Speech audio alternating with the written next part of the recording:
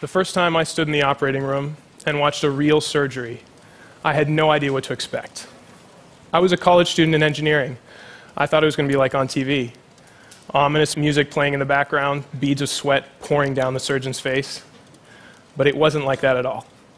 There was music playing on this day. I think it was Madonna's Greatest Hits. And there was plenty of conversation, not just about the patient's heart rate, but about sports and weekend plans. And since then, the more surgeries I watch, the more I realize this is how it is. In some weird way, it's just another day at the office. But every so often, the music gets turned down, everyone stops talking, and stares at exactly the same thing. And that's when you know that something absolutely critical and dangerous is happening. The first time I saw that, I was watching a type of surgery called laparoscopic surgery. And for those of you who are unfamiliar, laparoscopic surgery, instead of the large open incision you might be used to with surgery, a laparoscopic surgery is where the surgeon creates these 3 or more small incisions in the patient, and then inserts these long, thin instruments and a camera, and actually does the procedure inside the patient. Now this is great because there's much less risk of infection, much less pain, shorter recovery time, but there is a trade-off. Because these incisions are created with a long, pointed device called a trocar. And the way the surgeon uses this device is that he takes it and he presses it into the abdomen until it punctures through. And now the reason why everyone in the operating room was staring at that device on that day was because he had to be absolutely careful not to plunge it through and puncture it into the organs and blood vessels below. But this problem should seem pretty familiar to all of you because I'm pretty sure you've seen it somewhere else. Remember this?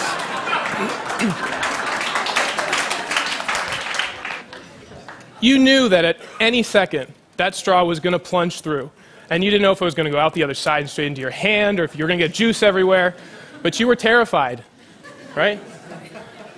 Every single time you did this, you experienced the same fundamental physics that I was watching in the operating room that day. And it turns out it really is a problem. In 2003, the FDA actually came out and said that trocar incisions might be the most dangerous step in minimally invasive surgery. Again, in 2009, we see a paper that says that trocars account for over half of all major complications in laparoscopic surgery. And oh, by the way, this hasn't changed for 25 years. So when I got to graduate school, this is what I wanted to work on. And I was trying to explain to a friend of mine what exactly I was spending my time doing. And I said, it's like when you're drilling through a wall to hang something in your apartment, right? There's that moment when the drill first punctures through the wall, and there's this plunge, right? And he looked at me and he said, "You mean like when they drill into people's brains?" And I said, "Excuse me?" And then I looked it up, and they do drill into people's brains. A lot of neurosurgical procedures actually start with a drill incision through the skull. And if the surgeon isn't careful, he can plunge directly into the brain. So this is the moment when I started thinking, okay, cranial drilling, laparoscopic surgery, why not other areas of medicine? Because think about it, when was the last time you went to the doctor and you didn't get stuck with something, right? So the truth is, in medicine, puncture is everywhere. And here are just a couple of the procedures that I've found that involve some tissue puncture step. And if we take just 3 of them, laparoscopic surgery, epidurals, and cranial drilling, these procedures account for over 30,000 complications every year in this country alone. I call that a problem worth solving. So let's take a look at some of the devices that are used in these types of procedures. So I mentioned epidurals. This is an epidural needle. It's used to puncture through the ligaments in the spine and deliver anesthesia during childbirth.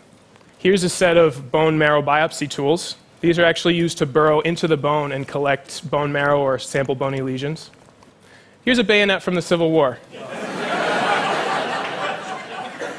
If I had told you it was a medical puncture device, you probably would have believed me, right? Because what's the difference?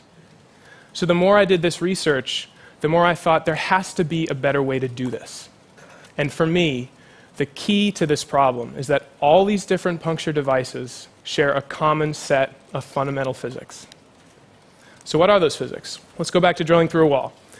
So you're applying a force on the drill towards the wall, right? And Newton says the wall is going to apply a force back, equal and opposite. So as you drill through the wall, those forces balance. But then there's that moment when the drill first punctures through the other side of the wall. And right at that moment, the wall can't push back anymore. But your brain hasn't reacted to that change in force. So for that millisecond, or however long it takes you to react, you're still pushing.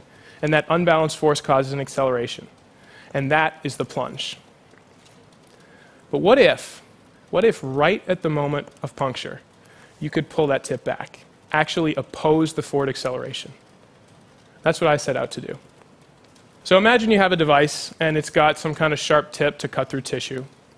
Now, what's the simplest way you could pull that tip back? I chose a spring.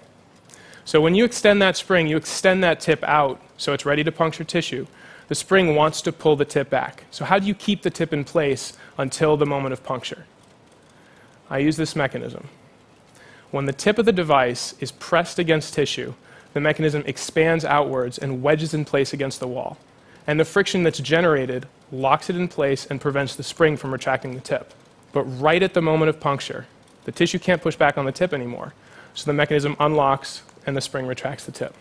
Let me show you that happening in slow motion. This is about 2,000 frames a second, and I'd like you to notice the tip that's right there on the bottom about to puncture through tissue. And you'll see that right at the moment of puncture, right there, the mechanism unlocks and retracts that tip back. I want to show it to you again a little closer up. So you're going to see this sharp bladed tip, and right when it punctures that rubber membrane, it's going to disappear into this white blunt sheath. Right there. That happens within 4/100ths of a second after puncture. And because this device is designed to address the physics of puncture and not the specifics of cranial drilling or laparoscopic surgery or another procedure, it's applicable across these different medical disciplines and across different length scales. But it didn't always look like this. This was my first prototype. Yes, those are popsicle sticks, and there's a rubber band at the top. It took about 30 minutes to do this, but it worked. And it proved to me that my idea worked. It justified the next couple of years of work on this project. I worked on this because this problem really fascinated me. I mean, it kept me up at night.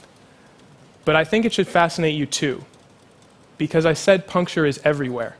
That means at some point, it's going to be your problem too. That first day in the operating room, I never expected to find myself on the other end of a trocar. But last year, I got appendicitis when I was visiting Greece. So I was in the hospital in Athens, and the surgeon was telling me he was going to perform a laparoscopic surgery. He was going to remove my appendix through these tiny incisions, and he was talking about what I could expect for the recovery and what was going to happen. He said, "Do you have any questions?" And I said, "Just one, doc.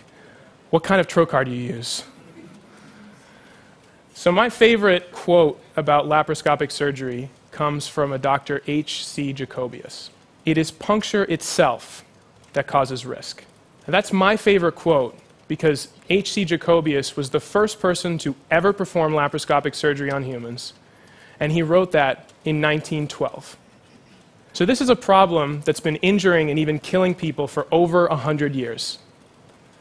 So it's easy to think that for every major problem out there, there's some team of experts working around the clock to solve it. The truth is, that's not always the case. We have to be better at finding those problems and finding ways to solve them. So if you come across a problem that grabs you, let it keep you up at night. Allow yourself to be fascinated, because there are so many lives to save.